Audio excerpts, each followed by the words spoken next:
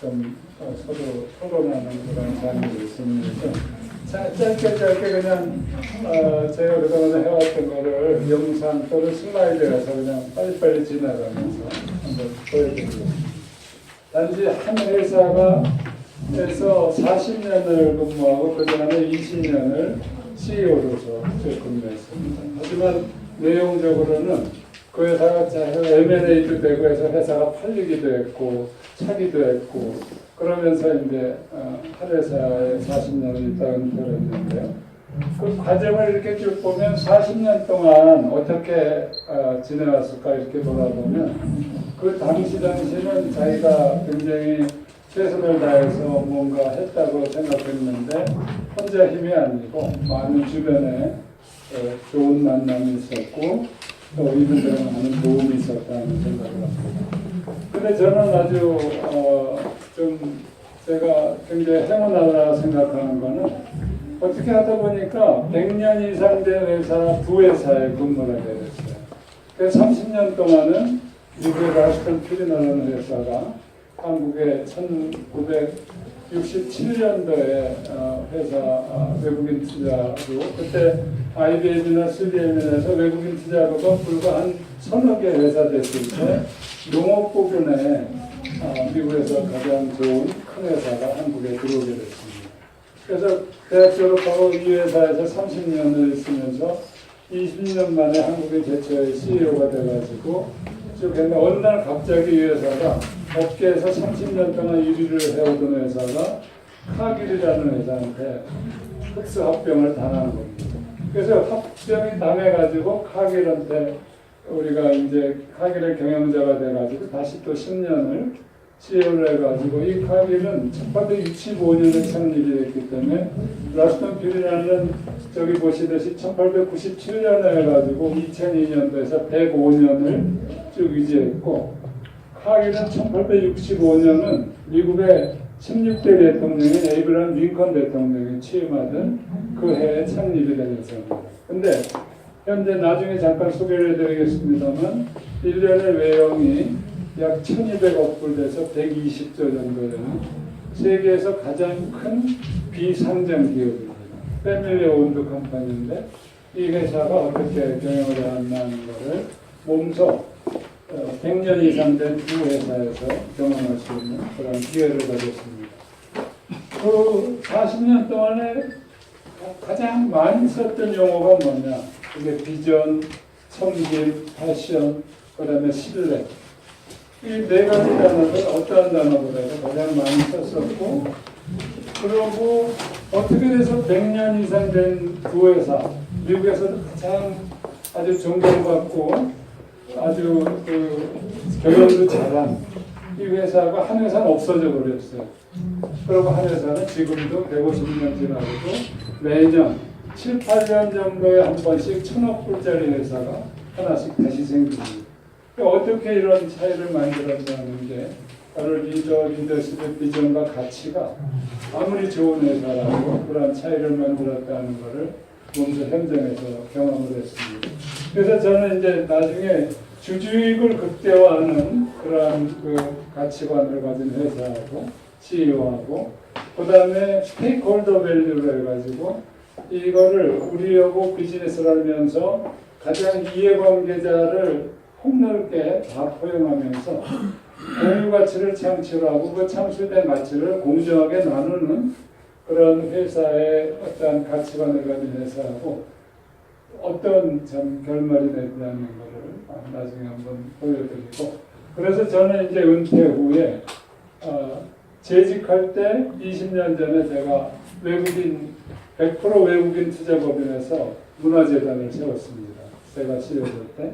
그래서 문화재단을 1호로 외국인 투자법인 1호로 문화재단을 세우고 그래가지고 오늘 현재 카길리그리피나 문화재단이 지금도 운영되고 있고 그게 1997년도에 세웠어요. 그리고 제가 2010년에 은퇴하면서 2011년에 글로벌 비전 네트워크라는 청소년 인성교육 지원 재단을 제가 세워가지고 지금 재단을 함께 운영하고 있습니다. 제가 작년에 히말라야 트레킹을 하면서 이 사진을 잠깐 보여드리는데 제가 오늘 말씀드리는 주제가 마음입니다.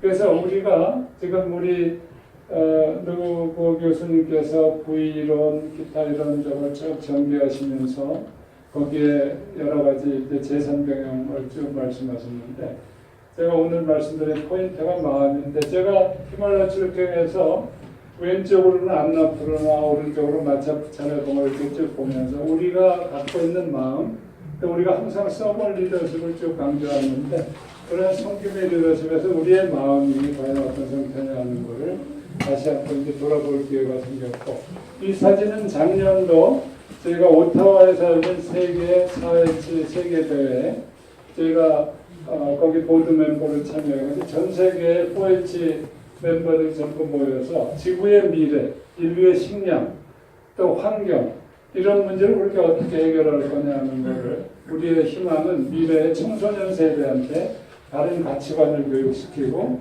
그래가지고 우리가 이 참 모든 이슈를 해결하자 해가지고 3년에 한 번씩 모이는데 거기 제가 요 글로벌 4H 네트워크를 창립하는데 카길이 제가 그 카길 컨트리뷰션 커뮤니티의 멤버로 있으면서 지원을 했고 그래가지고 지금 1회 대회를 한국에서 열고 2회 대회를 오타와에서 열고 내년 대회 3회 대회가 아프리카 탄자니아에서 열립니다. 그래서 이런 걸 쭉 보면서 우리가 청소년들한테도 그렇고 기업 경영한테도 그렇고 어떻게 우리가 마음을 얻느냐. 카길이 2년에 한 번씩 전 세계 오퍼레이션의 한 1000여 명 이상의 CEO들을 전부 모아가지고 매년 그 2년에 한 번씩 컨퍼런스를 열는데 몇 년 전에 컨퍼런스의 그 메이저 스팀이 How to gain heart and mind에서 어떻게 우리가 마음을 얻느냐 해가지고 카길 그룹 전체에는 15만 명의 종업원이 전 세계 65개국에 나가 있는데 거기에 CRO라는 그 이제 오피서가 있습니다. 우리가 CEO도 있고 쪽인데 카길 레코그니션 오피서라고 있어요. 그래가지고 카길 레코그니션 오피서는 우리가 많은 테크놀로지도 하고 뭐 유행도 쭉 그러는데 어떻게 하면은 우리 모든 전 세계 종업원들의 마음을 우리가 잘 해서 레코그니션 해주고 동기부여하고 그런 프로그램을 계속 개발하고 그걸 적용시키는 그래서 우리가 오늘 이 주제가 과연 우리가 가장 우리한테 가까이 있는 분들한테 사랑과 존경을 받으려면 리더들이 우선은 존경을 받으려면 언행이 일치돼야 되고 거기에다가 우리가 사랑까지 받으려면 마음을 얻어야 되는데 그거는 남을 배려하고 경청하고 그리고 항상 그 사람의 입장이 돼서 그걸 우리가 엠퍼티 우리가 이모셔널 인텔리전스에서 동정하는 게 아니고 그 사람의 입장이 돼가지고 그 상황을 이해하고 그래가지고 마음을 얻는 이런 게 쭉 됐을 때 리더들이 존경과 사랑을 함께 받을 수 있지 않나 하는 생각을 합니다. 우리가 여러분들 여기 쭉 이렇게 보시면 바로 우리 지금 교수님께서는 그 행복 또 자아실현 이렇게 쭉 하셨는데 인간의 가장 큰 잠재력을 우리가 여기 그 빙산의 그 수면 하에 있는 그러한 그 정신, 마음을 본다면은 바로 그 마음을 얻는데 어떻게 하면은 함께 일하는 공동체의 그 일원들한테 자기 실현의 기회를 쭉 주느냐 하는 게 굉장히 중요한 거고 그걸 저희가 셀프 액츄얼라이제이션이라고 했을 때 그러면 하나의 조직, 회사 또 그 공동체가 갖고 있는 잠재력을 최대한대로 발휘할 수 있는 거는 그 공동체의 전체 팀, 개개인들이 팀 액츄얼라이제이션을 실현해야 되는데 그렇게 하기 위해서는 마음을 얻고 그 마음을 얻는데 거기에는 전 공동체가 함께 공유할 수 있는 노블 퍼포스가 있어야 된다. 그래서 이 목적을 우리가 이제 쭉 보면서 지난번에 어느 그 모임에서 저한테 강의를 하나 해달라고 그러고 딱 지적을 했습니다. 어떻게 경영을 성공시키는 10대 키워드를 좀 얘기해달라고 해서 저도 고심고심하다가 그걸 이제 처음부터 쭉 나열해 봤어요. 우리가 비전, 목적, 안전, 가치, 그래가지고 쭉 하다 보니까 크게 이렇게 쭉 보면은 결국 두 가지로 갈라지더라고요. 하나는 마음, 또 하나는 균형.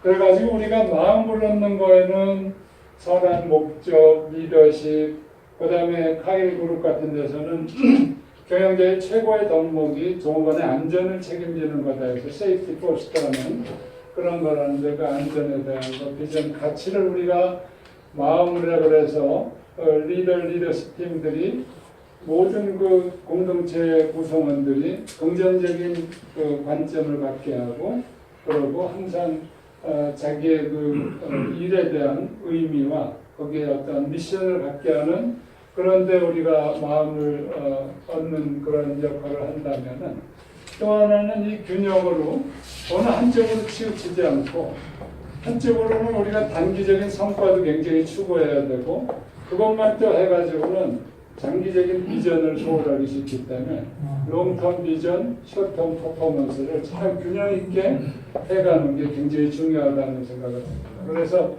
그 여러 가지 우리가 경영 지표적인 그런 면에서의 균형도 우리가 취해야 되지만 한쪽으로는 우리가 모든 공동체 구성원들의 마음을 얻는 그런 일에 우리가 쭉 노력을 해야 되지 않는가 생각합니다. 그래서 저희가 오래전에 가길그룹 전체에서 전 세계 인플루언서한테 질문서를 쭉 보냈습니다. 기업에서 성공이라는 게 의미가 뭐냐? 그랬더니 그 답신한 거를 쭉 종합해 보니까 우선은 하도 빠르게 변하는 세상에서 서바이벌하는 게 중요하거든요. 생존을 하지만 정체하지 않고 지속적으로 성장해야 되고 성장해가면서도 좋은 결과를 만들어야 되는데 그 다음에 가장 중요한 게 우리가 공유할 수 있는 노블 퍼포스가 있어야 된다. 그래서 이 목적이 굉장히 중요해서 우리가 왜 이 비즈니스를 하느냐에 대한 그런 거에 대해서 모든 공동체 구성원들이 확실하게 우리가 이 비즈니스, 이 일을 하는 그 목적에 대해서 공유하고 있어야 되는데 그러면 저희가 바로 그 노블 퍼포스를 우리가 하나의 쪽으로 볼 때 아까 제가 말씀드렸듯이 여기 랄스턴 퓨리나라는 회사는 미국에서 존경받는 이 회사의 창업자가 한국으로 따지면 유일한 박사 같은 분입니다. 그래서 100년 이상 기업을 엄청 잘 키워가지고 이분이 세상을 떠나면서 미국 어메리칸 유스 파운데이션을 만들고 워싱턴 유니버시티에다가 다 그 기증을 하고 그래가지고 이분은 아무것도 없이 그냥 세상을 떠났는데 그 후에 그 바톤을 이어받은 CEO들이 주주의 극대화에 모든 초점을 맞췄어요. 근데 미국에 그동안의 경영 트렌드를 보면은 어느 한때는 정말 주주의 극대화가 모든 경영 CEO들의 최대 목표였습니다. 그러니까 거기를 계속 추구해 가다 보니까 예를 들어서 에너자이저, 에버리지 배터리 회사도 랄스턴 퓨리나 관계 회사고 미국의 원더브레드, 미국 가면 아주 우리나라 SPC 같이 아주 파리바게트 그런 거를 미국 전역에 아주 프레시 브레드를 전 가정에다가 공급하고 아이솔레이트, 소이 프로테인, 랄스턴 퓨리나 애견식품에서 캣푸드 뭐 해서 수많은 기업들이 있었는데 농업 사료부분 제가 있었던 그것도 그 회사의 관계 회사였는데 이 회사를 전부 스피노프 해가지고 주주들은 엄청 돈을 벌었어요. 다 잘라 파니까. 근데 회사는 없어졌어요. 그러고 브랜드만 남아가지고 체카고드 브랜드가 헬푸드는 네슬레로 가고 또 에그리컬처 쪽은 카길로 오고 에너자이저는 배터리를 해가지고 다른 분사되고 그래가지고 회사는 공중분해되는데 회사가 경영이 잘못돼서 공중분해된 게 아니고 주주익을 극대화하려다 보니까 100년 이상 된 데가 회사가 브랜드만 남고 없어지고 근데 카길은 스테이크홀더들이에요. 그러니까 이 사람들은 제가 카길 컨트리뷰션 커미티인데 이사회에서 우리의 세전 수익의 2%는 커뮤니티 서비스로 사회공헌한다. 이사회에서 결의를 딱 해놨으니까 카길이 작년 같은 경우에 32억 불 벌었거든요. 세후 수익으로. 근데 세전으로 하면 금액이 더 크죠. 그러니까 작년도에 커뮤니티 컨트리뷰션을 내놓은 게 6천만 불입니다. 근데 우리 여기에 뭐 일이 있어서 한번 그날 뭐 해가지고 그해 돈을 딱 내는 게 아니고 매년 아주 이사가서 딱 그렇게 되기 때문에 그거는 커뮤니티 그 가게 컨트리뷰션 커뮤니티에서 그 돈이 딱 오면은 그거를 요즘에는 이 사회공헌도 전부 비즈니스하고 전부 연관돼서 스트레티직 그 커뮤니티 서비스를 하기 때문에 우리는 교육, 환경, 그 다음에 영양. 그래가지고 전 세계 각 나라의 환경하고 연관된데, 그리고 교육 쪽, 그리고 영양 쪽으로 해서 좀 개발도상국가 이런 데 이제 지원을 쭉 하게 됩니다. 그러니까 그 과정을 쭉 가면서 그 다음에 인플로이 스타 오너십의 이소 프로그램에 해가지고 기업 공개는 안 됐는데 종업원들한테 스타 오너십을 해가지고 하길 그룹의 20%는 종업원들이 가지고 있어요.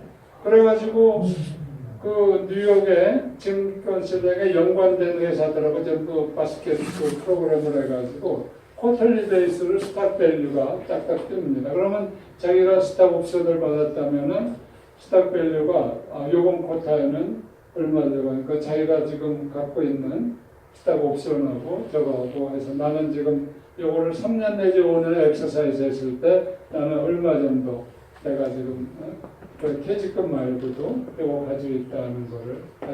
그러니까 스테이크홀더 밸류라는 거는 우리가 고객의 가치를 극대화시켜 드리고 그 다음에 창출된 가치를 커뮤니티, 인플로이, 그 다음에 우리 연관되는 그런 스테이크홀더들하고 우리가 균형 있게 그걸 디스트리뷰션을 쭉 하면은 그 어느 나라를 가든지 그 나라에서도 존경받는 기업이 되고 그 다음에 모든 인플로이들이 회사를 굉장히 사랑하게 되고 그래서 결국은 우리가 앞으로의 이제 기업 경영에서 과연 우리가 비즈니스하는 목적을 어디다 둘 거냐 저는 이게 굉장히 중요한 일이고 그거를 노블 포커스를 가지고 공동체 구성원들하고 전부 함께 나누는 일이 굉장히 중요하다고 생각합니다.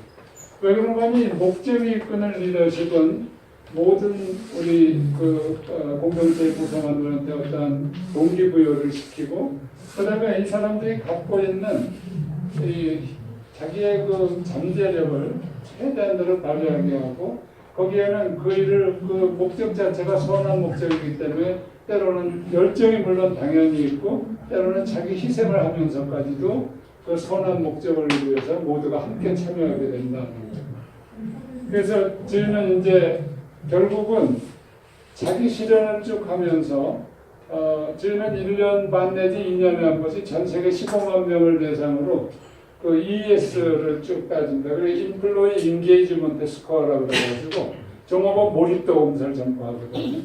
그래가지고 그걸 동시에 같은 날 같은 시간 쫙 해가지고 그걸 이제 전문 회사에다 주면 컴퓨터를 전부 분석해가지고 각 사업장들 또 부서별 그 몰입도 그 스코어가 전부 나오기 때문에 그 ES 스코어 자체는 향후 6개월 후에 아무리 성적이 좋고 사업 결과가 좋더라도 향후 6개월 후에 하나의 예고 지표거든요.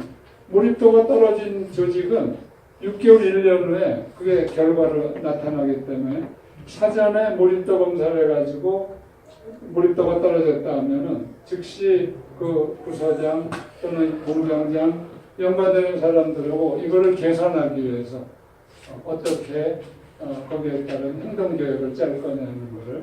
그래서 결국은 우리가 지금 매니지먼트 컨트롤하고 통제하고 이런 시대에서 이제는 몰입 단계를 더하고 저렇게 되면은 저거는 만족 단계를 넘어서서 몰입은 자기가 하고 있는 일을 자기 혼자만 아는 게 아니고 이거를 주변에 있는 사람들이 얘기해주고 또 자기 친구 같은 우리 회사가 정말 좋으니까 여기 와서 일하라고 좋은 인재를 데려오고 그래가지고 우리가 지금 추구하고 있는 선한 목적을 함께 이루어가는 그러한 그 과정이 쭉 되겠습니다. 그래서 제가 40년을 쭉 돌아보고 일관되게 써온 말이 뭘까 이렇게 생각해 보니까 저 세 가지입니다. 우리는 비전과 가치가 이끄는 성교의 리더십으로 우리가 리더십을 발휘하고 또 모든 그 공동체 구성원들한테는 주인의식과 기업가 정신을 심어주고 그러고 그 다음에 어떠한 일에도 항상 긍정적으로 밝게 보고 함께 도전하고 또 함께 승리하는 그런 승리자 정신 이거는 하나의 공동체 정신이라고 저희가 봅니다. 그래서 두 번째 주인의식과 기업가 정신을 우리 교수님께서 얘기하는 자율의지, 자율정신이라고 한다면 저희는 부의론에서 말씀하신 그 비전과 가치, 그 다음에 성김의 리더십으로 우리 전체 공동체 구성원들을 한 방향으로 우리가 리딩해 가면서 각 구성원들이 그런 주인의식과 기업가 정신으로 모든 일에 스스로 주인이 돼서 자율정신을 가지고 그 공동체가 함께 추구하는 선한 목적을 위해서 함께 일하는 그런 얘기가 우리가 문화가 되고 그 문화가 참 신입사원이 들어서 불과 몇 달 만에 자연스럽게 문화로 동화돼가지고 하나의 그 공동체가 그러한 문화로 일관되게 쭉 유지될 수 있지 않았나 생각합니다. 아까도 말씀드렸듯이 그래서 저희는 네 단계로 봅니다. 가장 중요한 게 어떻게 하면 몰입된 highly engaged employee를 우리가 갖게 합니다. 그래서 몰입된 영업원은 만족한 고객을 만들고 또 우리가 마음을 합쳐가지고 사회에 공헌하면 비즈니스에서 수익은 그 다음에 결과로 따라오는 거다. 그게 목적이 아니다. 그래서 우리는 이렇게 평가를 하고 그 과정에서 가장 중요한 게 인적 자원, 휴먼 에셋이기 때문에 그 휴먼 에셋이 우리가 경영자의 제일의 목표가 우리의 인플로이들이 직장에 출근했다가 안전하게 가족한테 돌아가게 하는 것이 바로 경영자의 최고 책임이다 해가지고 안전사고가 한 번 하면 전 세계가 아주 시끌시끌합니다. 금세 그냥 웹을 통해 가지고 어느 나라 어디에 어느 사업장에 무슨 일이 해가지고 누가 다쳤다. 그게 금세 뜨거든.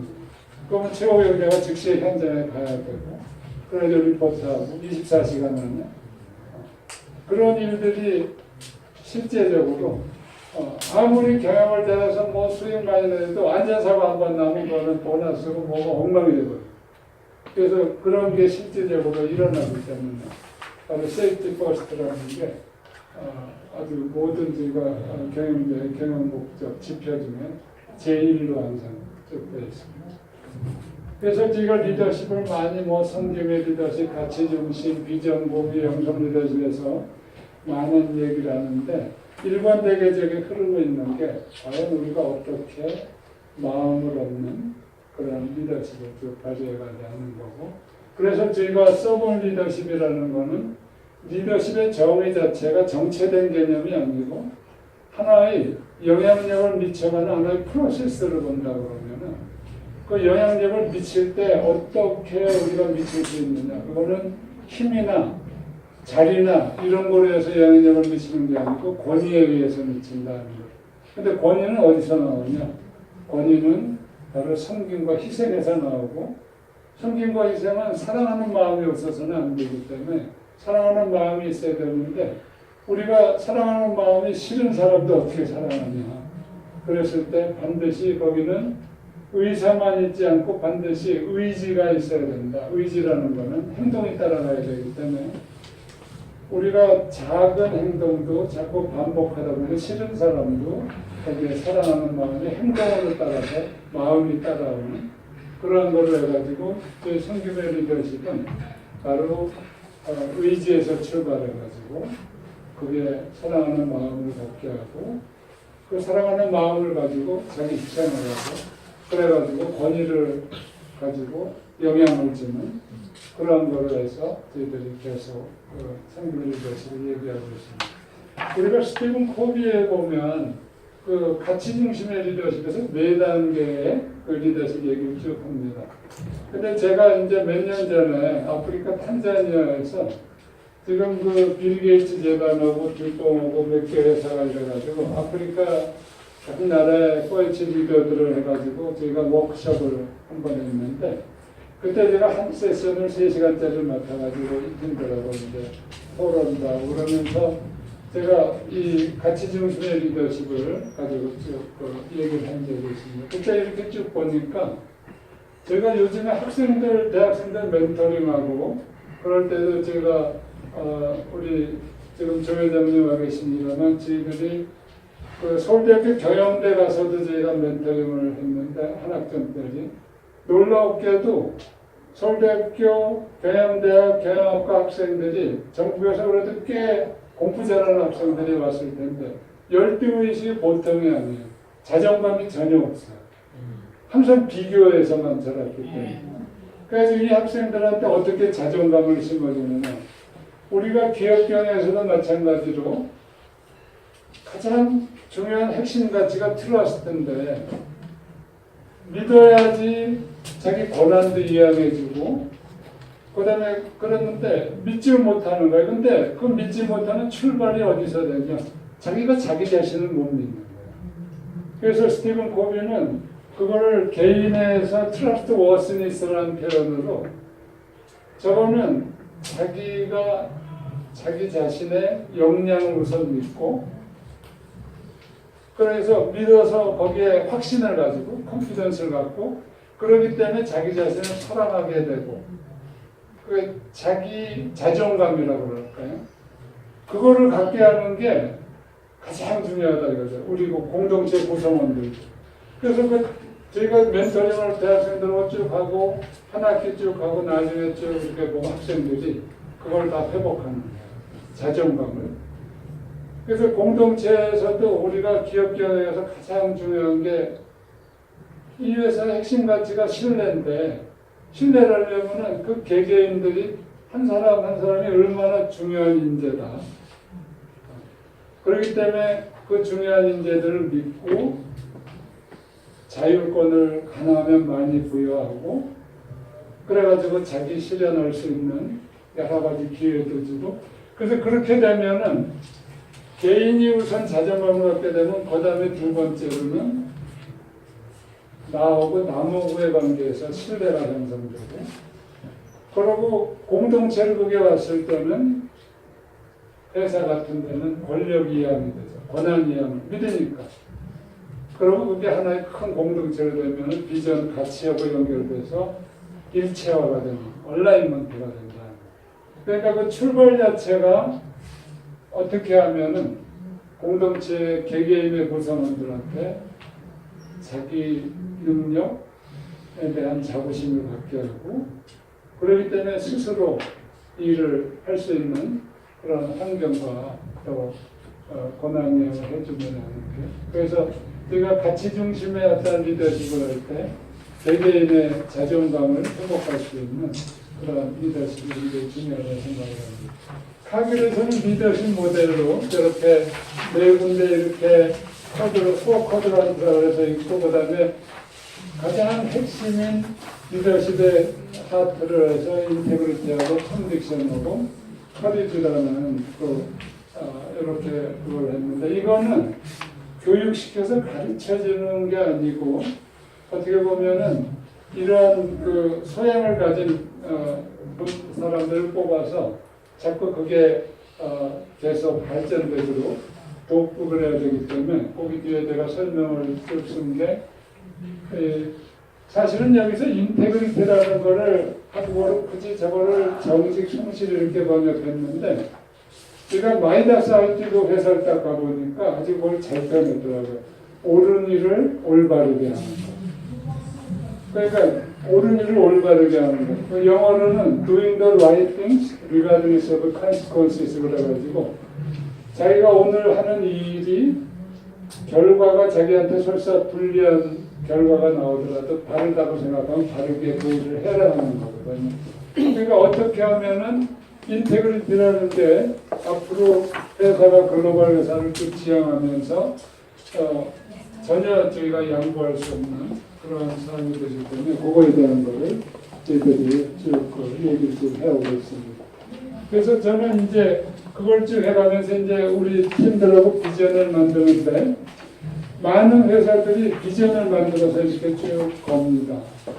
근데 우리가 굉장히 중요한 거는 그 비전이 바로 일하는 공동체, 함께 일하는 공동체 개개인의 비전하고 전부 연결이 돼 있어야 되거든요.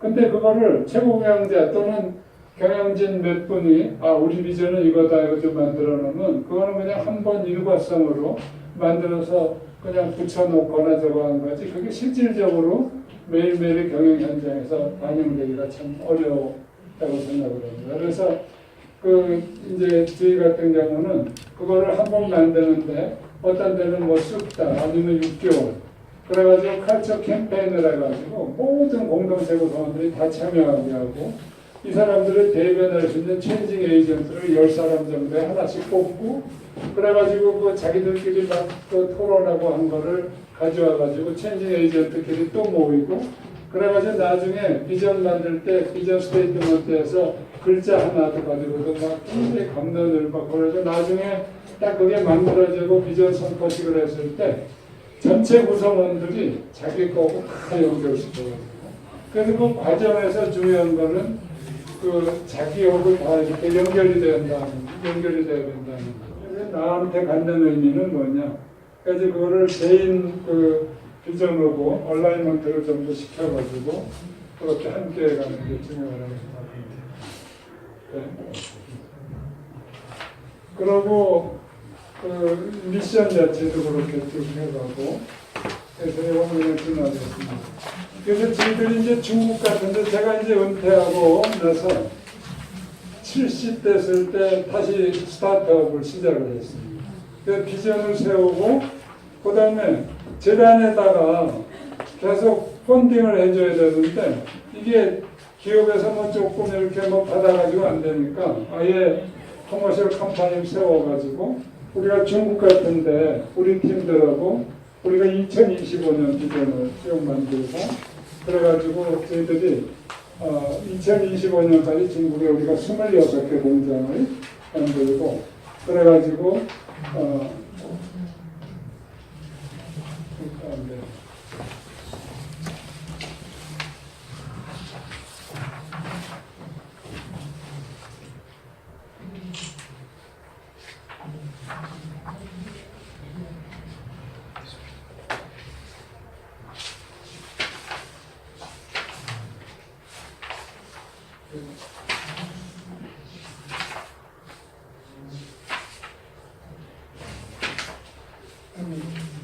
올라가네.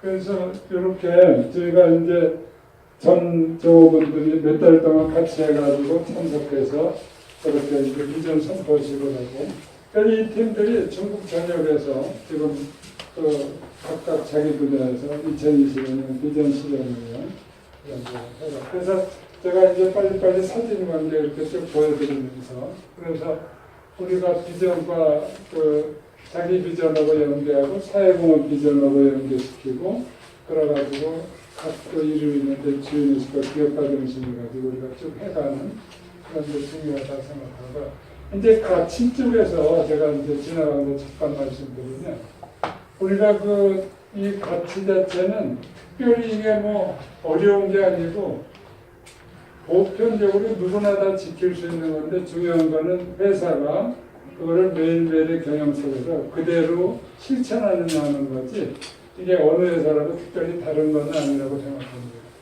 그래서 여기 이렇게 보시면 이 핵심 가치에서 인테그리티하고 그다음에 자기 자신에 대한 게 있다면 나하고 남하고의 관계에서 이제 서로 존중하고 헌신적인 섬김의 약속을 갖는다든지 그다음에 이제 일에 임해서의 열정 그런 걸 놓고 이제 그걸 회사의 문화화해가지고 쭉 해가는 게 중요하다고 생각하고 그래서 저희가 이제 아까 제가 첫 번째 40년 동안 매번 얘기했다는 비전과 가치가 이끄는 성김의 리더십이라는 게 바로 우리가 우리 사업 성공을 통해서 그 모든 공동체 구성원들이 자기가 갖고 있는 꿈을 함께 이루면서 사회에 공헌하는 그런 목적을 가지고 비즈니스를 해간다는 것.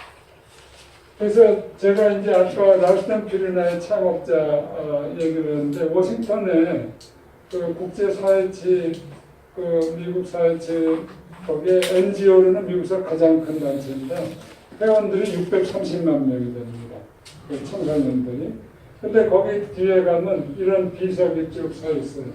거기 이분이 어스파이어 노블리 어드벤처 대학을 서브 험블리 해가지고, 이게 바로 그 랄스턴 피르나의 창업자가 저런 생을 살고 우리나라 유한양의 유일한 박사 모양으로 자기 모든 저거를 전부 재단 만들고 대학에 기증하고 그러고 했기 때문에 기념 공원이 이렇게 있거든요.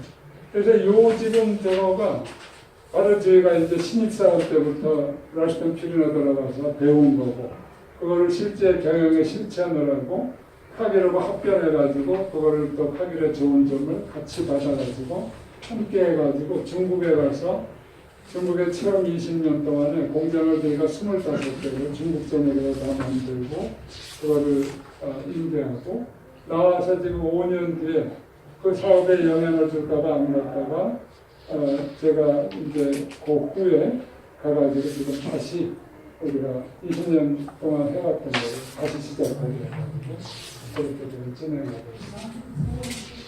그래서 아까도 말씀드렸더니 랄스턴 피르나가 이런 좋은 회사인데 바로 맨 끝에 주주익을 극대화시키려다 보니까 회사는 없어지게 되고, 그 다음에 이제 카길이 아까 말씀드렸듯이 15만 명의 종업원에 약 작년도 매출액이 115조입니다. 거기에 수익이 3조 3천억이 났는데 여기가 매년 7년 내지 8년마다 한 번씩 이 회사가 1,000억 불짜리를 새로 생깁니다. 그러니 1년에 거의 한 15% 정도 성장을 합니까? 한 7년 정도 되면. 그래서 이 회사는 공개되어 있지가 않아요. 비공개적이니까 상장도 안 되어 있습니다. 여기서 이제 핵심 가치가 바로 아까 말씀드린 신뢰인데, 이 신뢰라는 것에 대해서 제가 나중에 조금 더 부연 설명을 해드리겠습니다. 그리고 이 회사가 계속적으로 트랜스포메이션이라는 단어를 많이 쓰는데 정확하게 10년에 한 번씩 CEO가 바뀝니다.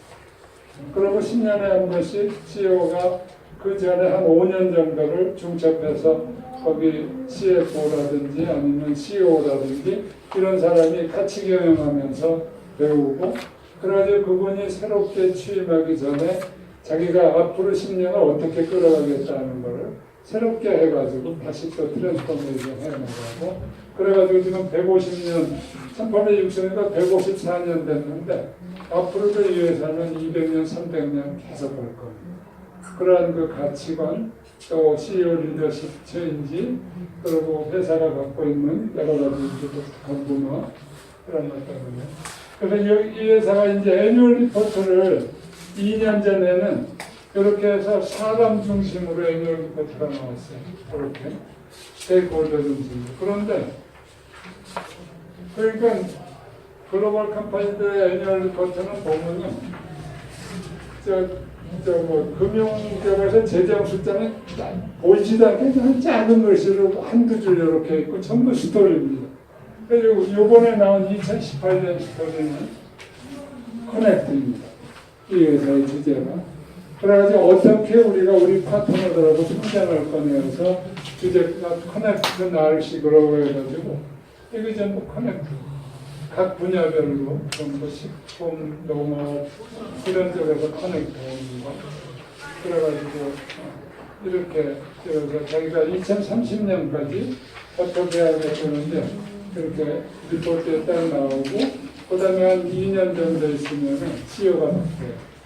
아무리 경영을 잘해도 만 65세 딱 되면 바뀝니다. 그래가지고 그 다음 한 55세 정도 되는 거가 바탕을 딱 이어가지고 향후 10년을 또 이렇게 운영해갑니다. 그래서 이게 이제 결국은 우리 카길 같으면 스테이크홀더 모든 점한테 서로 커넥션을 쭉 시켜가지고 함께 번성하고 성장해가는 그런 거를 회사가 수고를 해가지고. 그래서 제가 아까 그 교수님이 소개해 주신 그 카겔 그린필이라는 회사가 52년 됐습니다. 1867년도에 해가지고 우리나라 사료 축산 농업 쪽에 들어가지고 지금 현재 이 업계에 있는 50% 이상의 회사의 CEO가 전부 저희 출신입니다.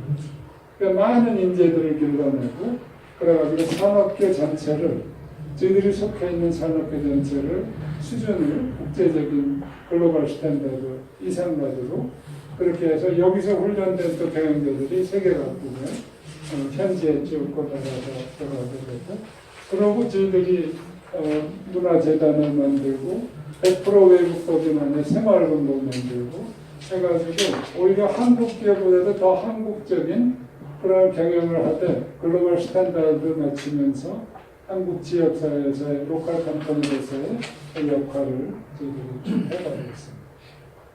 그래서 저희들이 중국에 20년 동안 해가지고 인계할 때 저희들이 이렇게 그때 카겔 템버런트 인계해놓고 아까 비전에서 보여드렸듯이 향후 2025년까지 이러한 것을 다시 한번 저희가 만들어보는 그런 일들을 인도도 저희가 그때 2010년 전에 인도 팀들고 2020년 비전을 만들어가지고 지금 인도도 저렇게 사업적으로 쭉 확장을 했습니다.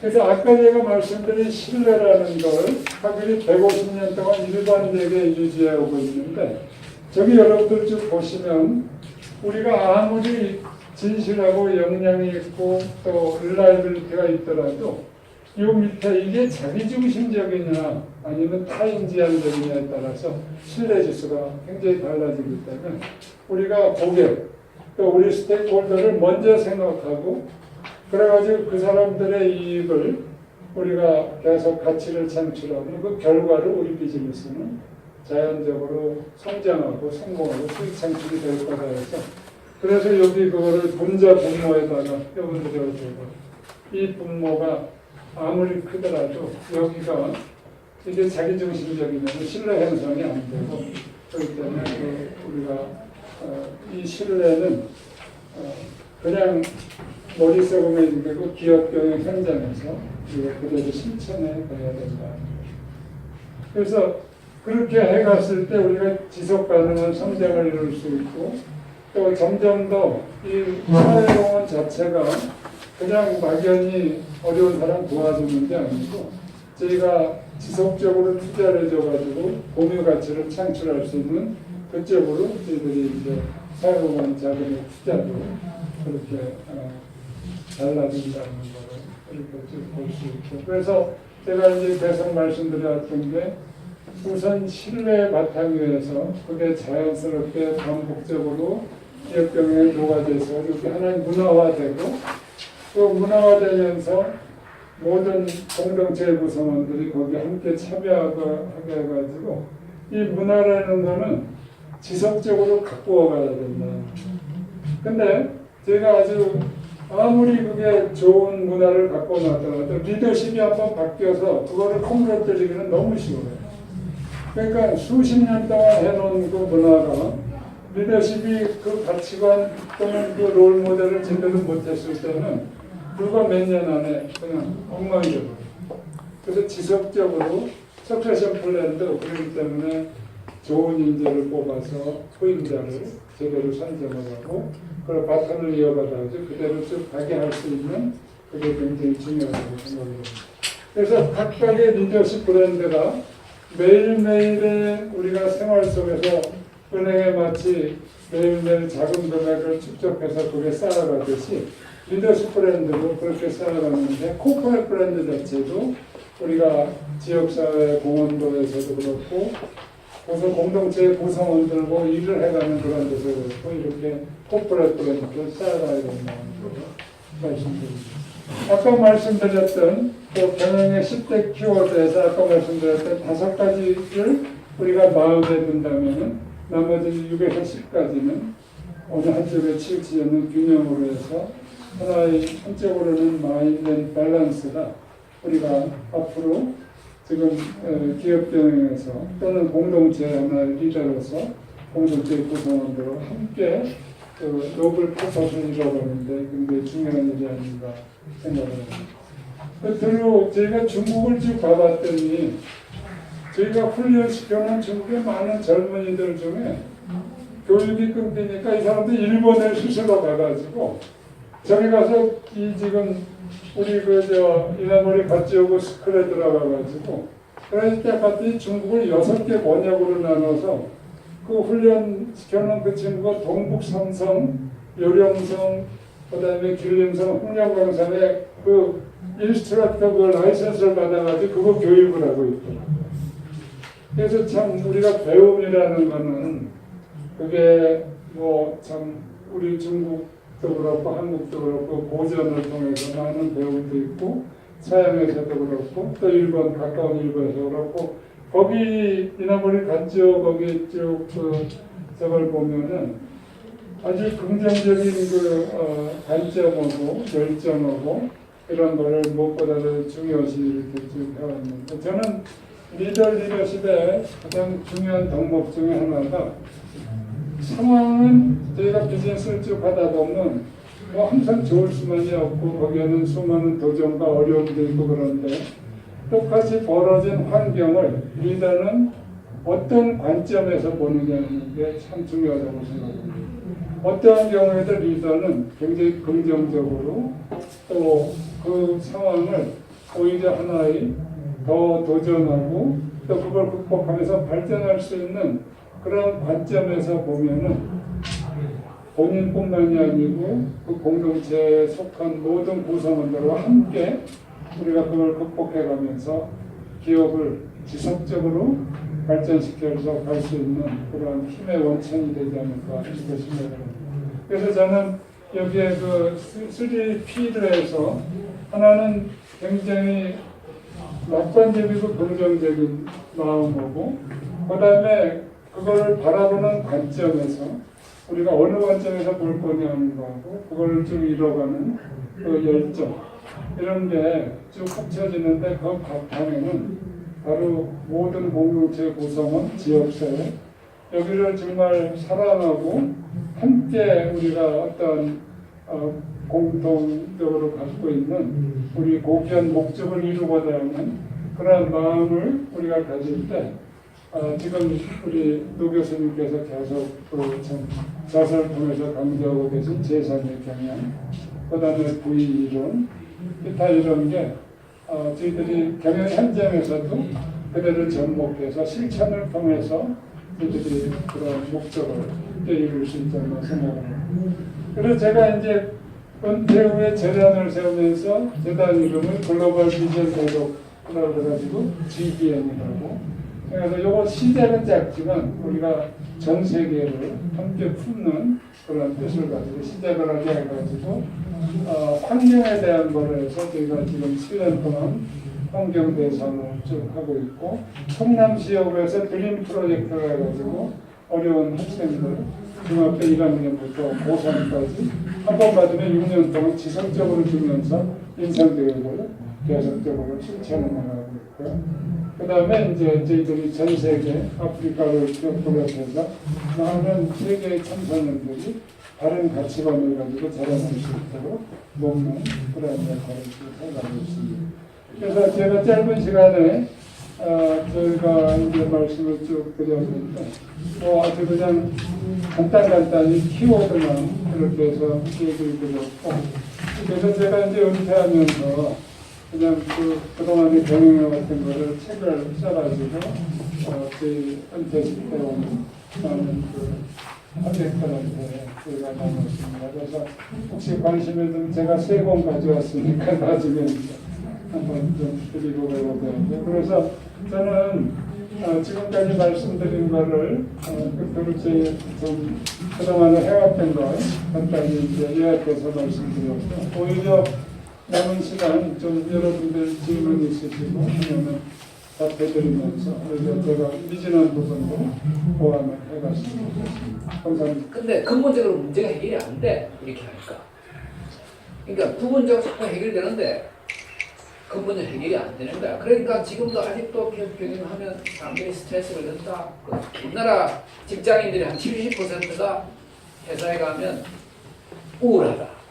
이런 이야기를 합니다. 굉장히 스트레스를 내는 거야. 이게 지금 현재 굉장히 문제가 많은데 나는 이게 왜 이렇게 되느냐.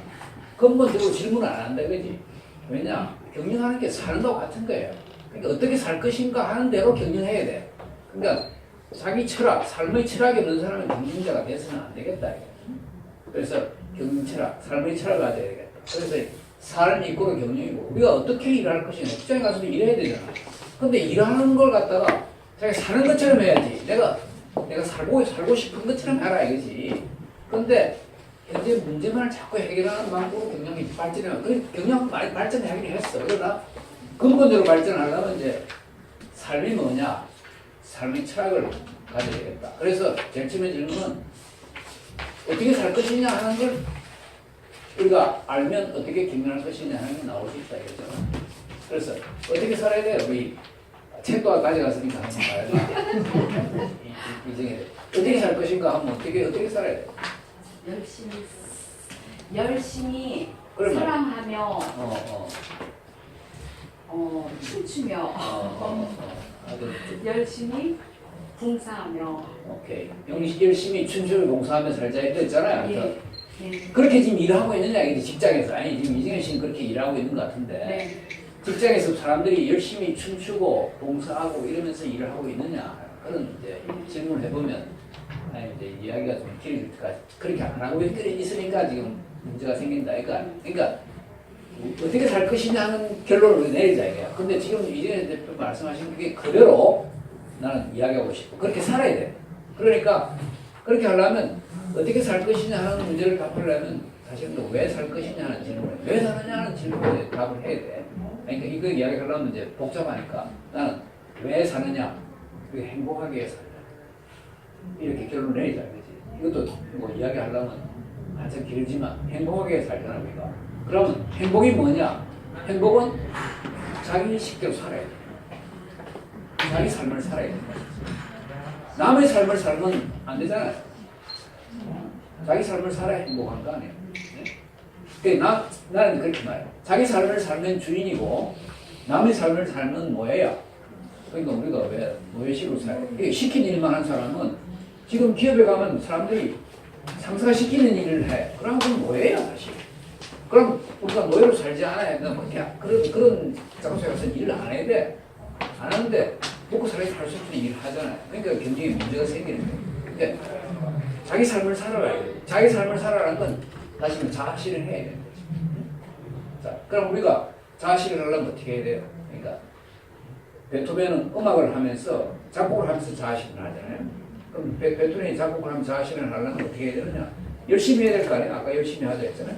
그래서 봉사하자 하는 건 서로 협력해야 될 거 아니에요. 그러니까 열심히 일하고 서로 협력해서 일하자. 그래서 그걸 나는 뭐로 표현하면 열정과 애정이야. 그래서 내 열정과 애정이라는 말을 내 책에서 자주 쓰는데 말이야. 열정과 애정.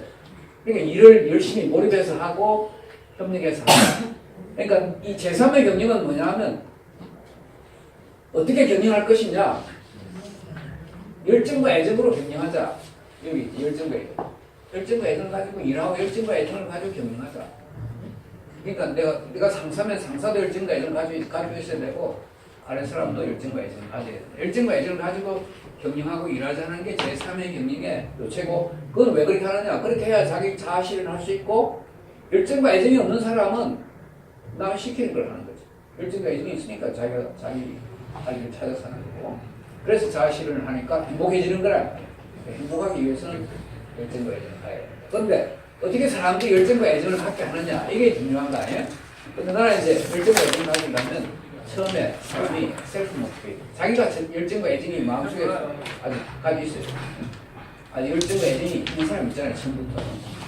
하여튼 어릴 때 나는 어릴 때 공부할 때 많이 놀았지. 요새도 많이 어떤 부모가 그러더라고. 자기 애가 공부를 너무 열심히 하는 거야. 그래서 니는 이제 공부 좀 하지 말아야 또 공부를 하는 거야. 밤에 이제 너무 오래 공부하니까 이제 밤에 불을 다 꺼버려. 그랬더니 이 친구가 이불 속에 들어가가지고 스탠드를 켜고 공부를 하더라, 이게. 너무 좀 지나치는, 아니, 예를 들면 그런 친구도 있다, 이거지. 셀프 모티베이트 돼 있다, 이거지. 못 말리는 사람이 있잖아. 그러니까 사람이 셀프 모티베이트가 돼야 되는데, 왜 사람이 셀프 모티베이트 안 돼 있느냐. 그래서 이제 내가 기업체에 있는 분들하고 이야기를 들으면, 이 대학생, 졸업생들이 들어와가지고, 일은 안 하고 돈만 받으려고 한다. 돈만 많이 달라고 그러고 일은 안 하려고 한다, 이거지. 그거 왜 그렇게 했어요? 난 이게 셀프 모티베이트 안 됐다, 이거지. 그러니까 셀프 모티베이트 안 된 친구를 열정과 애정을 심어주는 게 나는 경영자의 능력이다. 경영자가 그거 안 하면 경영자 아니다. 경영자는 아래 사람에게 열정과 애정, 그러니까 셀프 모티베이트가. 그럼 셀프 모티베이트 된 사람하고 안 된 사람의 차이는 뭐냐? 나는 꿈이 없기 때문에. 자기 꿈이 없어. 내가 앞으로 뭐가 되고, 어떤 사람이 되고 싶으냐? 이런 걸 생각 안 해본 사람은 그 셀프 모티베이트 될 수가 없어요. 꿈이 있어요. 그래서 최고 경자는 항상 꿈을 심어줘야 돼요. 다른 사람한테. 꿈을 심어주는 사람이. 근데 꿈이 있다는 건 또 뭐냐 하면, 아니, 꿈이 있으니까 사람이 꿈을 달성하기 위해서 열정과 애정을 가지고 스스로 일을 하는 거 아니에요. 꿈을 가진 사람은 그냥 내버려 두기만 해도 자기가 일을 찾아서 한다 이거죠. 물론 이제 꿈이 강하게 듣고 꿈을 더 강하게 만들어야 되겠죠. 근데 꿈이라는 건 뭐냐 하면 결국 기본적으로 가치가 확립되어 있는 걸 말해요. 가치가 확립. 내가 어떻게 살 것이냐. 난 앞으로 뭐가 될 것이냐 하는 가치 아니에요. 이 가치를 심어주는 것이 결국 꿈을 갖게 하는 거니까. 그러니까 최고의 문제는 꿈을 갖게 하지만 동시에 이제 가치를 심어주는 거다. 그래서 제가 카길 사례하고 우리 김병호 회장님 이렇게 책도 읽어보니까 항상 그 가치 이런 걸 강조하는 거예요. 아까 가치를 강조했잖아요. 가치 비전을 강조하는 게 카길의 개념 내용이잖아요. 그래서 가치를 강조하니까 자연히 조금 먼저는 가치를 자기 몸속에 체화시키면서 그걸 자기 꿈으로 발전시키는 거죠. 나는 이제 제3의 경영하고 연결되지만 가치에는 이제 일의 가치와 사람의 가치가 있다고 생각해요. 왜냐하면 인생이라는 건 일과 사람이니까, 일과 사람으로 구성되어 있는 게 인생이니까 일에 대한 가치와 사람에 대한 가치. 그래서 내가 어떤 일을 하고 살 것이냐, 나는 다른 사람하고 어떻게 관계를 맺을 것이냐, 이게 중요한 가치인데, 일에 대해서는 저는 그렇게 생각하는데, 일이라는 건 남이 돈을 줘서 하는 게 아니고 일은 자기를 표현하는 거예요. 우리가 일을 하면 그 일의 결과가 나를 표현한 거예요. 그리고 그게 나의 존재 이유예요. 내가 만약 일을 하지 않는다면 나를 표현할 수 없는 거야. 내가 이 세상에 나를 표현하려면 일을 해야 되는데, 일을 하지 않으면 자기를 표현할 수 없으니까 일을 하지 않는다면 살아있을 이유가 없다 이거지. 그래서 일은 자기 표현이고 존재 이유다. 그리고 일이 자기다 이거죠. 그러니까 일을 하면 열정적으로 잘해야 돼. 최선을 다해서 잘해야 되는 것이 일이다 이거죠. 그런 게 나는 일의 가치라고 생각한다 이겁니다. 그래서 일의 가치를 가진 사람은 자연히 일에 대한 열정을 가지게 되는 거죠. 근데 내가 베토벤이라는 건 내가 작곡을 잘해야 돼. 그래서 사람들이 그 베토벤이 작곡한 거 그러니까 정말 감동적이다. 이렇게 해야지 베토벤이지. 베토벤이 작곡을 엉터리를 해놓고 말 들어보니까 아무 감동도 없으면 우리가 그걸 베토벤을 하겠어요? 그걸 무슨 말로 하고 이렇게 이야기할 거 아니에요. 그러니까 자기 일에 대한 가치는 일정적으로 일이 자기 표현이다 이렇게 생각해야 되고, 사람은 뭐냐? 사람은 무한한 잠재를 가지고 있다. 그래서 그 잠재를 개발해주기 위해서는 서로 협력해야 된다는 생각을 하는 것이 이제 사람에 대한 가치다. 그러니까 우리가 사람에 대한 애정이 왜 생기느냐? 아까 이제 애정이 왜 생기냐 했을 때 여러 가지 이제 그 단계를 이야기했잖아요. 사람을 사랑하려면 사랑을 해야 이제 성김이 리더십이 가능한데, 왜 우리가 사랑할 수 있냐 하면, 저는 또 다른 각도에서 생각하면 사람이라는 건 무한한 잠재를 가지고 있다. 누구나 하나씩 장점을 가지고 있다. 이렇게 생각하면 사람이 사랑스럽다 이러더라고요. 내가 윤동환 회장한테 또 강연을 한번 들었는데 이분이 그러더라고.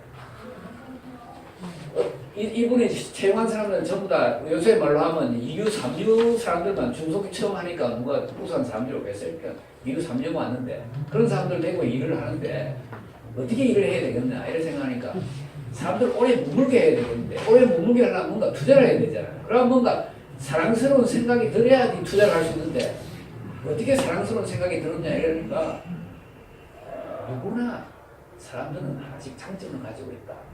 이렇게 생각하기 시작하니까 투자할 생각이 나고 사랑스럽더라 이러더라고요. 그러니까 우리가 다른 사람에게 애정을 갖는 이유는 뭐냐면 모든 사람들이 무한한 잠재력을 가지고 있다. 그리고 김기용 회장님 책에서 보니까 평생을 노력해도 자기 잠재력을 다 활용하지 못하니까 사람이라는 건 능력을 개발하는 데 달려있다. 이런 이제 말씀을 써놓더라고요. 그러니까 그런 식으로 우리가 해야지 사람을 사랑한다. 그래서 일에 대한 가치, 이런 가치를 확립하면 열정과 애정이 생긴다. 그래서 셀프 모티베이트 하려면 결국 꿈을 심어주고 가치를 심어준다. 그게 이제 리더십의 그런 가치다. 이렇게. 그러고 난 뒤에 이제 사람이 셀프 모티베이트 되어 있는데 기업에 들어오면 이제 또 열심히 일해 열정과 애정이 이제 강화되어야 되는데 그렇게 하려면 비전과 문화, 자율성 되게 중요하다. 비전이라는 건 결국 아까 그 노블 퍼포스 이게 이제 비전이라고 사람 비전이라는 건 숭고해야 되겠다. 우리가 비전이라는 건 숭고를 해가지고 그걸 종업원들과 공유를 해야 돼. 그래서 종업원들이 회사를 보면 야 이 회사 지금은 형편없죠 말이야. 한 10년, 20년 후면 정말 건강한 회사가 될 거야. 이런 생각을 하면 야 우리 모두 열심히 같이 모여서 한번 일을 잘해보자. 이 회사 정말 잘 키워보자. 이런 생각이 들 정도로 비전을 만들어야 돼.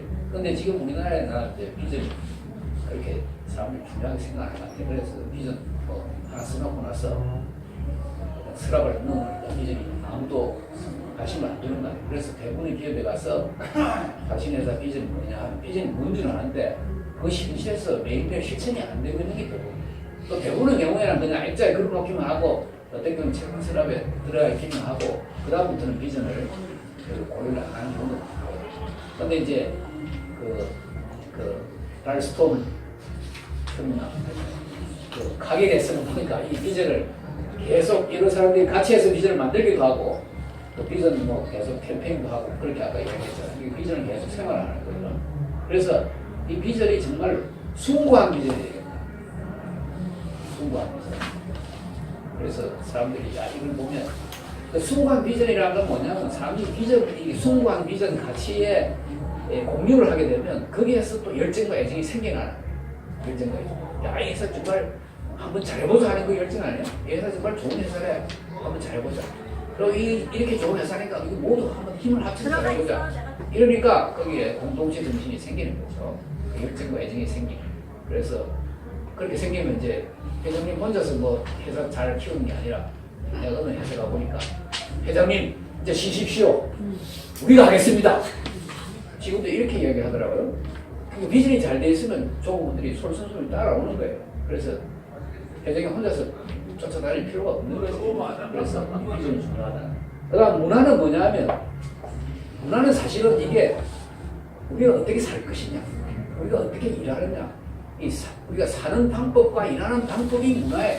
그러니까 아까 이제 회장님 말씀하셨지만 이게 하루아침에 생기는 게 아니야. 이거 우리가 어떻게 살 것이냐 하는 거니까 어떤 회사에 가가지고 문화해가지고 이래 살아야 한다고 말하고 그 다음날 바로 그래서 살 수 없잖아요. 그러니까 이거는 시간이 굉장히 오래 걸려요. 그래서 문화가 경쟁력이다 하는 말이 쉽게 카피가 안 되는 거예요. 그런데 이게 우리가 사는 방법이에요. 우리가 일하는 방법이에요. 그러니까 문화를 바꾸려면 최고 경영자가 사는 게 달라야 돼. 그런데 최고 경영자는 그대로 있고 문화 아무리 바꾸려 해도 최고 경영자가 안 바뀌면 안 바뀌는 거예요. 왜 삼성이나 이런 회사도 문화 바꾼다 그러는데 요새는 좀 바뀐다 하는 이야기를 하긴 하지만 내가 보니까 근본은 잘 안 바뀔 것 같아요. 왜냐하면 지금 현재 있는 회장은 60년대, 70년대를 거쳐온 사람이기 때문에 생각이 달라. 다른데 차라리 문화를 바꾸려면 30대 사장 회장을 앉히면 되는데 삼성에서 30대를 농담이야 되는 농담으로 그래 해야 바뀐다 이 말이지. 자기 사는 것대로 경영하는 것이 문화라 이 말이에요. 그래서 이 문화가 중요한데 문화는 뭐냐면 일단 좋은 문화는 그 문화 속에 들어가면 열정과 애정을 느껴야 돼. 내가 열정과 애정을 강조하는 이유는 뭐냐면 문화 속에서 열정과 애정이 느껴져야 돼. 그래서 회사에 딱 들어가면 모든 사람이 열정적으로 일하지 않으면 여기 있을 필요 없다. 그리고 모든 사람이 서로 도와주지 않으면 여기 있을 필요 없다는 느낌을 딱 갖도록 만들어요. 그래서 제가 이제 이 가게도 그렇지만 제가 픽사라는 회사를 보니까 그 애니메이션 영화 만드는 회사 있잖아요. 토이스토리도 만들고 하죠. 그 회사의 이야기를 이거 들어보니까 그 회사는 우리는 지기 고하를 하고 누구나 다른 사람을 도와줄 준비가 돼 있다. 이렇게 얘기해요. 아까 가길도 제가 저기 그 낙타 책 읽어보면 말이에요. 짧게 말하면 낙타라는 책으로 낙타하면 이제 사마가 낙타처럼 걸어라는 책의 이름이에요. 그 낙타 책을 읽어보면 사마를 낙타 좀 걸어라. 아 건드라 말이 틀리네. 자꾸 그러니까 문화가 되면 안 되니까. 그래서 잊혀지면 미안해. 하여튼 낙타 책을 읽어보면 그 가길 회사는 모든 직원들이 상대방을 이렇게 격려하고 이렇게 칭찬해주고 하는 치어리더 역할을 하고 있다 이렇게 돼 있어요. 모든 사람. 그러니까 거기에서 일하는 사람들 전부 다 하여튼 일을 열정적으로 하고 도와주고 하는 거야. 그래서 무슨 그 책에 있는 거 보면 무슨 이벤트가 있는데 그 이벤트가 있는데 이벤트도 모든 직원이 참여해서 적어도 자기들이 하는 거예요. 그래서 우리 보통 이벤트 하면 뭐 외부에서 탤런트 데려와서 사에 맡기고 뭐 이벤트 회사에 맡겨서 알아서 잘 해봐라 이런 게 아니고 자기들이 전부 참여해가지고 그걸 하나의 즐거운 어떤 뭐랄까 행사로 자기들이 생각하는 거예요. 그래서 아주 이벤트를 잘 하고 있다 이런 이야기. 그러니까 모든 사람이 이 참여의 정신 또 추구하는 책임의 정신 이런 게 강한 거죠. 그래서 하여튼 문화 이것도 이제 그래서 열정적으로 일하고 협력해서 일하는 문화 이게 조직 내에 형성이 되어 있는 거죠. 그렇게 하려면 이제 중요한 게 이 리더십이 중요한 가치, 꿈 이런 게 중요해. 가치, 꿈을 공유할 때 그런 문화, 가치, 꿈을 공유한다는 게 우리 생활의 삶의 방법이 같다 이런 이야기죠. 우리 삶의 철학이 같은 거 아니에요. 삶의 철학이 같으니까 사는 방법이 비슷한 거죠. 그래서 그런 문화가 또 생기는 거예요. 그런데 뭐 아무리 같이 이렇게 잘 쓰나도 사는 방법이 다른 사람은 문화 아무리 잘 쓰나도 그 문화가 형성이 안 돼 같이. 그래서 엔론 같은 회사도 보면 가치가 아주 근사한 가치가 있다 했잖아요. 리스펙트, 밸류, 소셜 컨트리뷰션 이런 가치가 엔론의 회사에 있었는데 그 완전히 나중에는 엔론이 뭐 사기를 쳐가지고 했던 그 엔론 회장이 감옥 갔잖아요. 그런 식으로 자기 삶의 철학을 안 되는데 가치만 그렇게 한다고 해서 문화가 형성될 수 없다. 그리고 이제 정말 이제 자율성, 제3의 경영에서는 정말 자율성이 중요한데 제가 김경애 회장님 그 이야기를 나누면서 많이 들었지만 이 가게에서는 이 자율성을 또 중요하게 생각해요. 그리고 자율성을 사람에 따라서 아까 3단계를 그러셨죠. 3단계로 이렇게 나눠가지고 3단계 이상이 되는 사람은 이제 자율적으로 모든 걸 할 수 있는 거예요. 그래서 사람이 자유를 그러니까 전부 다 3단계가 되기 위해서 정말 노력하는 거예요. 그래서 1단계, 2단계 어떻게 하는지 모르지만 하여튼 단계별로 교육을 시킨대요. 교육을 시켜서 3단계 되도록. 그러니까 저는 경영의 역사가 자율성의 역사. 이 경영이 지금 발전되고 있잖아요. 옛날에 프레드릭 테일러에서부터 쭉 발전돼가지고 메이오 그 시험에서 해가지고 뭐 발전되어 오는데 이 발전되어 온 것이 어떻게 하면 자율성을 확대하느냐. 제가 제3의 경영에서 강조하는 것은 뭐냐? 완전한 자율성. 완전한 자율성은 뭐냐? 노 간섭, 무조건 간섭하지 말아 이제. 제가 이제 이야기를 좀 한 번 더 하면 열정과 애정을 가졌다는 게 아까 김 회장님도 주인 정신, 기업가 정신이었잖아요. 저는 주인 정신, 기업가 정신이 바로 열정과 애정이에요. 열정과 애정을 가진 사람이 주인이다 이래요. 아까 열정과 애정을 가진 사람은 주인이에요. 열정과 애정이 없는 사람은 노예다 이거지. 열정과 애정을 가진 사람은 주인이고 열정과 애정을 가져야 그것이 기업가 정신이에요. 열정이 그러니까 기업가 정신은 이제 우리가 보통 창의, 도전 이렇게 얘기하는데 아이디어가 많고 도전해야 그 기업가가 생기는 거 아니에요. 그런데 열정이 있어야 도전할 거 아니에요. 그 창의라는 건 뭐냐? 사람들이 애정을 가지고 서로 이야기를 나눴을 때 창의력이 나오는 거예요. 그래서 창의력은 혼자 나오는 게 사실 혼자도 창의력이 있지만 진짜 중요한 창의력은 집단 창조력. 여러 사람이 아이디어를 낼 때 그 아이디어는 정말 위대한 아이디어가 나올 수 있다. 그래서 보통 사람이 만나서 이야기만 하면 위대한 아이디어가 나온다. 뭐 이런 말도 하고 있어요. 그래서 열정과 애정이 바로 창의와 도전이니까 열정과 애정이 기업가 정신이다. 그래서 김 회장님이 그 주인의식, 기업가 정신 했을 때 저게 바로 열정과 애정 내가 강조한 말 똑같이 하고 계시구나 이렇게 제가 느꼈어요. 그래서 이 열정과 애정을 가지고 있는 사람은 주인이잖아요. 자기가 주인이다. 주인한테 누가 간섭을 해요? 간섭하고 너 주인 될 수 없어요. 주인정. 기업가 정신을 가지고 주인 정신을 가지고 있는 사람은 이 완전히 자기가 오너인데 말이에요. 오너한 건 뭐냐? 다른 말로 하면 사장하게. 아까 김 회장님도 우리가 오너 리더라 했는데 우리 모두 사장인데 사장한테 일 주었으면 맡겨야지. 응? 중간에 간섭하면 그게 어떻게 되겠어요? 그러니까 간섭하지 않는 경력을 강조하는 게 세상. 물론 이제 열정과 애정의 정도에 따라서 실력이 좀 없는 사람한테는 간섭이 아니라 뭔가 조언을 해야 되겠죠. 그래서 제 아까 가격에서도 1수준, 2수준, 3수준 이렇게 하는 건 있겠지만 기본적으로 하여튼 정신은 주인 정신을 가졌다는 건 내가 꿈이 있고 내가 해야 할 일이 있고 뭔가 책임감도 있고 도구감도 있고 이러니까 맡기만 놓으면 잘하는 사람이다 이거지. 그러니까 주인 정신을 가졌다. 그래서 주인 정신을 가진 사람은 그러니까 주인으로 대해라 이런 뜻이죠. 그 어린애로 대하지 말고 주인으로 대해라 이런 이야기입니다. 그래서 이 자율성이 정말 중요한데 그럼 이렇게 이제 맡긴다는 건 뭐냐면 제가 이제 김 회장님 그 낙타 책에도 이제 낙타 책에도 있는데 이게 맡긴다는 건 믿는 거 아니에요. 그러니까 이게 주인이니까 믿는 거야. 이 주인이 아니면 노예를 우리가 어떻게 믿겠어요? 열정을 애정을 가지고 있는 사람이니까 믿는 거 아니에요.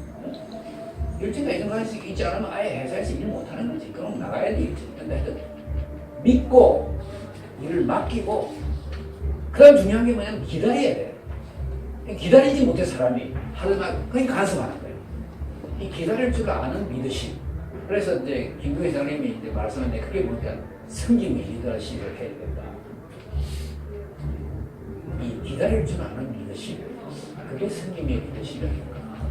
왜냐 이 열정과 애정을 가진 그런 정신을 가진 사람보다 내가 존중하니까 간섭하는. 물론 그렇다고 해서 완전 내버려 두라는 건 아니고 이제 일반적으로 하는 건 이제 간담회 같은 걸 가끔 하더라고요.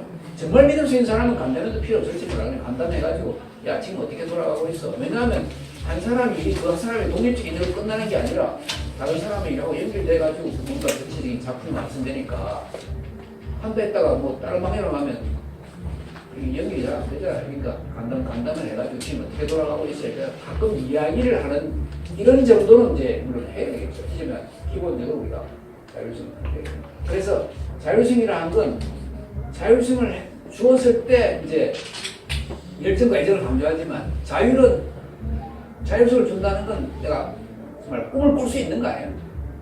통제하면 꿈을 꿀 수 없어요. 노예는 꿈을 꿀 수 없어. 그러나 자유를 주면 자기 꿈을 꿀 수 있어요. 꿈을 꿀 수 있다는 건 자유를 주면 열정과 애정이 또 생긴다 이거죠. 그래서 만일 다 좋은데 자율성이 없다.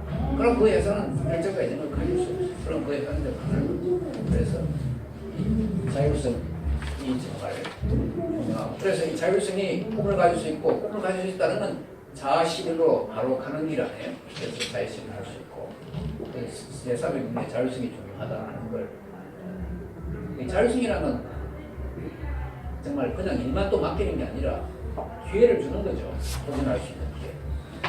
그러니까 우리가 어떤 일을 하느냐 하는 것이 자기 미래를 결정하는 거니까 도전적인 일을 해야 돼요. 그러니까 뭐 일을 해봐야 아무런 가치가 없는 일 그런 걸 하면 어떻게 자기가 잠재력을 개발되겠냐. 그래서 자기 하고 싶은 일을 할 수 있는 기회를 주고 그래서 믿고 그게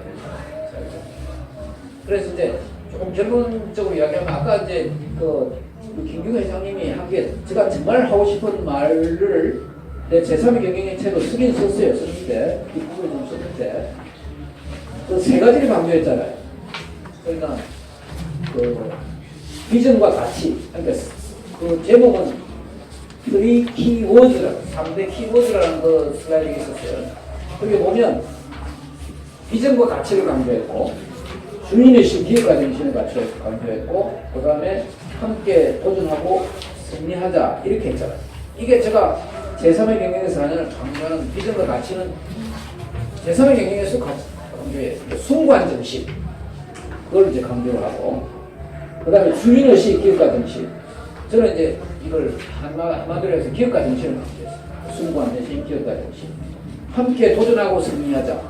저는 강조하는 공동체 정신. 그래서 제3의 경제는 이런 숭고한 정신, 기업가 정신, 그리고 공동체 정신. 이 모든 것이 다 사람이 열정과 애정에서 열정과 애정을 가질 수 있으려면 숭고한 정신이 있어야 돼요. 그러니까 오늘 김 회장님처럼 다 말씀 안 하셨지만 중국에는 기업 사례를 말씀하셨는지 모르는데 일 잘 나가다가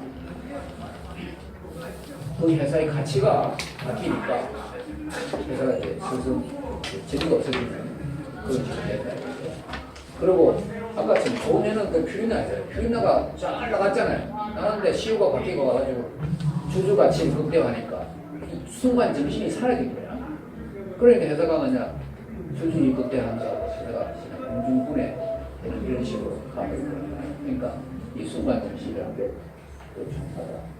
그래서 제가 여기 이제 하나 더 강조하면 이 리더십은 가치를 심는 거니까 이게 리더십의 가치를 심는 리더십으로는 아까 뭐 스피리추얼 리더십 이런 거 말씀하셨으면 인스피레이셔널 리더십, 영감을 주는 리더십이 중요한 거고 자율성은 스님의 리더십. 근데 스님의 리더십의 표본이 김경 회장님이더라고요. 내가 아까 책임도 받고 그러니까 김 회장님이 그 텍스트에 보면 이런 말씀도 했습니다.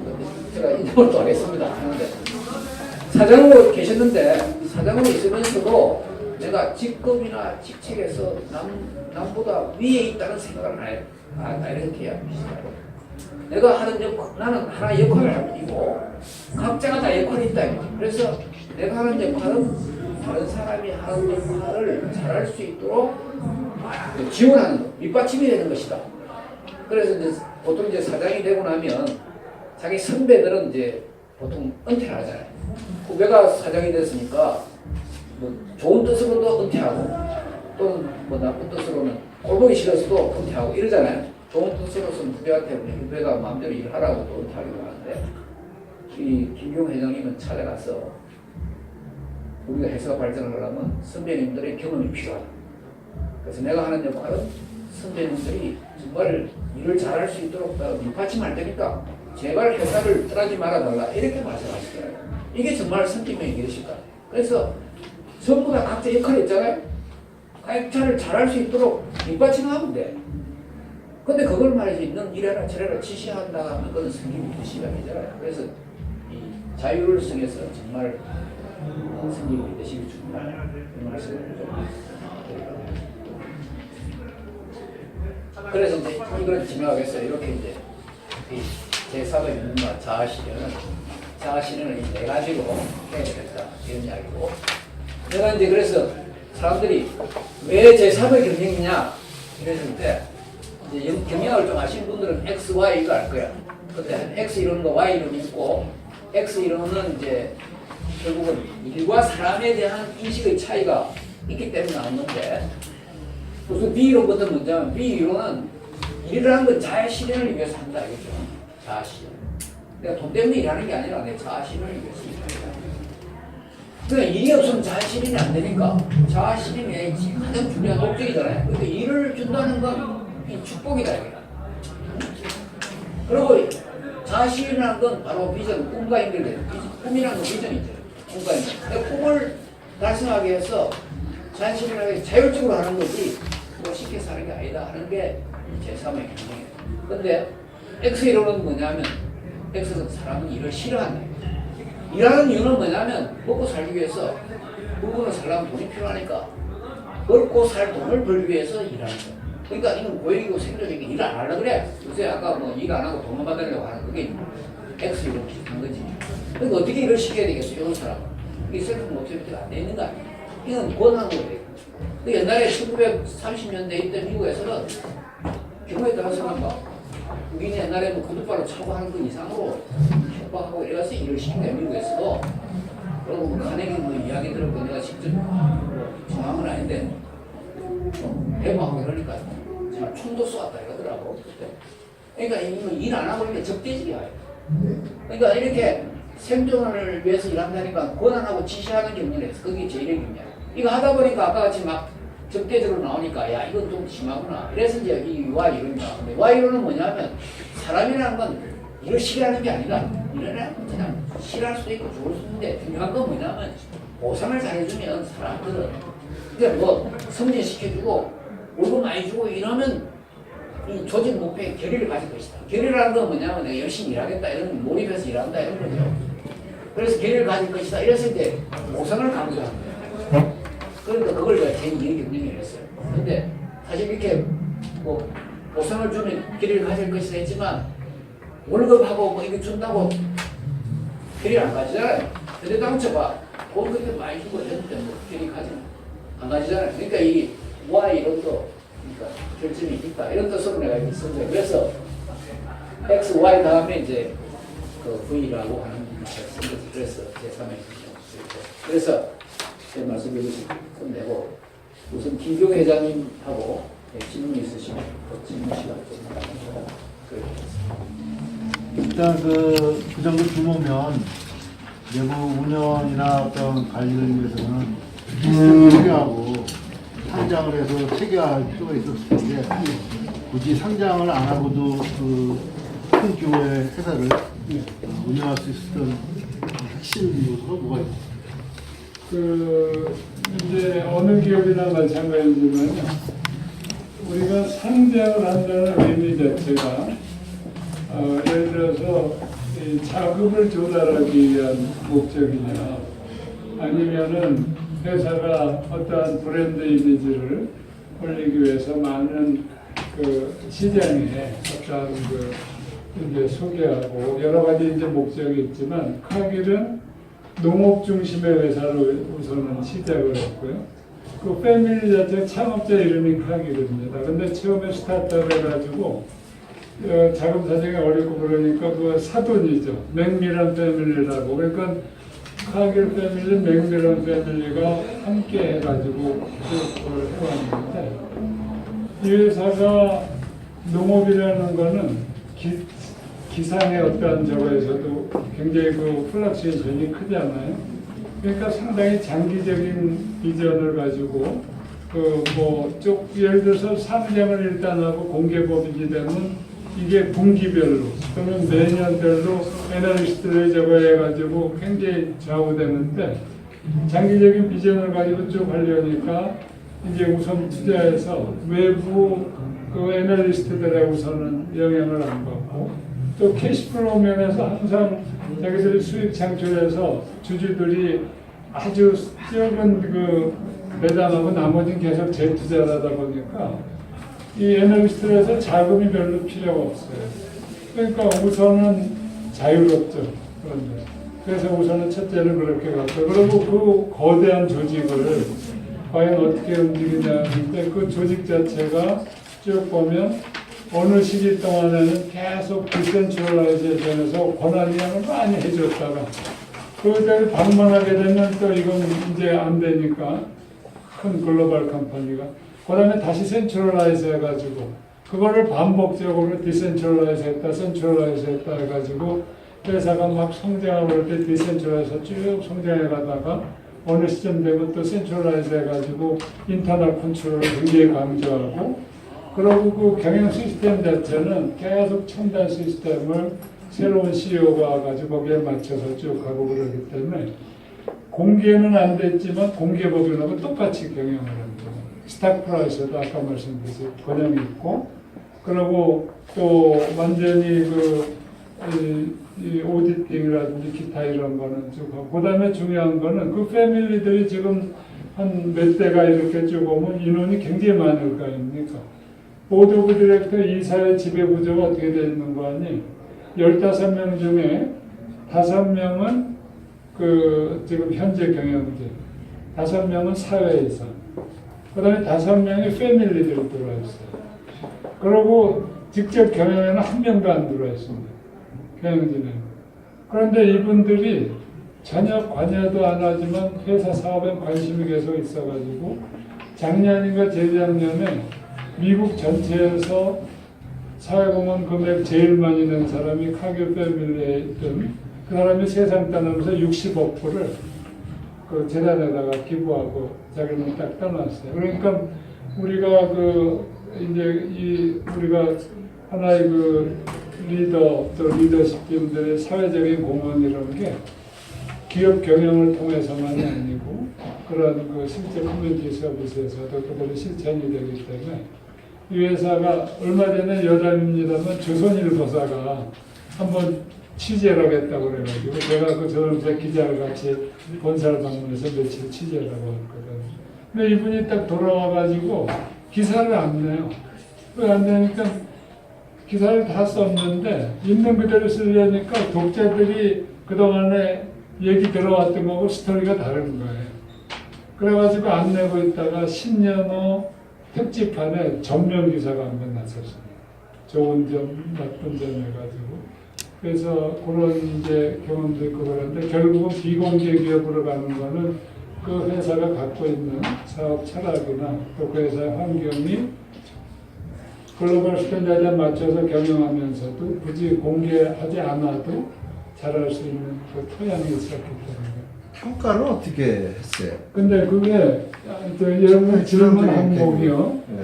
질문 항목이 한 150가지 정도 됩니다. 대표적인 것만. 뭐 그게 한쪽으로는 상사하고의 관계도 있고 그다음에 이 사람들이 느끼는 컴pen세이션 패키지에서 보상이 제대로 받고 있느냐 있고 자기한테 또 미래의 승진 기회가 있느냐 그런 그 부류별로 거기에 또 세부 아이템들하고 한 150가지 질문이 쫙 있어가지고 그거를 자기가 딱 체크해가지고 이름 써가지고 딱 보내가지고 아무도 안 보고 몰입도라보다는 그 회사 문화를 평가한 거네요. 그냥 문화만이 아니고 그 몰입도는 어느 일에 대한 집중도인데 아닙니다. 그 몰입도라는 그거를 그냥 그 개념적으로 일에 대한 집중도만이 아니고 일에 대한 집중을 어디서 올 수 있냐. 그 이제 원인이 될 수 있는 환경, 승진의 기회, 보상, 또 상사하고의 관계, 자기 동료들과의 관계, 또 이 회사에 대한 본인이 갖고 있는 생각 이런 거를 쫙 그 항목으로 해가지고 그걸 다 조사하는 거예요. 네. 그 식품 회사라 그럽니까? 뭐라고 합니까? 곡물. 네, 네. 그래서 인더스트리가 이제 종류별로 7개 플랫폼이 있는데 예를 들어서 농업하면은 농업의 서플라이 체인하고 연결해서 곡물부터 수확, 그다음에 수송, 세계 각국에 이렇게 쭉 하는 그런 또 그걸 섹션으로 나눠져가 있는데 플랫폼으로 쭉 돼 있죠. 그래서 한 플랫폼에 보통 한 10개 비즈니스 유닛 정도가 들어가 있습니다. 그러면 예를 들면 식품하면은 예를 들어서 원료 쪽을 쭉 다루다가 식품 쪽으로 가면은 그 가는 과정에서 기존 자기 고객들하고의 컨플릭트가 있을 수 있거든요. 그거 갖다가 식품을 생산했는데 저희들이 그쪽에 들어가면 그래서 그거를 굉장히 조심스럽게 하면서 어떤 전략을 했는가 하니 아예 식품에서 M&A를 해버렸어요. 그거를 새로 시작하는 것보다 내가 예를 들어서 옥수수 하면 옥수수 가공업체를 유럽의 시레스타 하면 그 회사를 유럽 쪽에서 리딩하는 그 회사 M&A를 하고 그래가지고 이제 원료 쪽에서 식품 쪽으로 들어가고 그 다음에 이제 오랜 기간 쭉 하다 보니까 굉장히 강한 게 리스크 매니지먼트 쪽입니다. 그 리스크 매니지먼트는 퓨처 마켓 해가지고 그 우리가 선물 시장 같은 데서 그 기업들이 어떻게 하면 위험 관리를 하느냐면 그런 거를 지금 기업들한테 리스크 매니지먼트 같은 거 알려주고 그런 게 또 있고 그 다음에 석유 쪽도 있고 철강 있고 뭐 해가지고 국내 되게 재벌그룹들 막 이렇게 있듯이 굉장히 다양하게 그게 이렇게 쭉 연결되어 있는데 예를 들면 오션 트랜스포테이션에서 하여튼 세계 그 곡물, 석유 뭐 이런 거는 그 벌크선 그거 쭉 있지 않습니까? 그거는 하길이 배를 한 척도 안 가지고 있어요. 근데 그 용선하고 그런 게 세계에서 가장 앞서 있습니다. 그래가지고 이제 그런 분야별로 그래서 7개 플랫폼에 70개 정도의 비즈니스 유니트가 전부 유기적으로 이렇게 연관돼서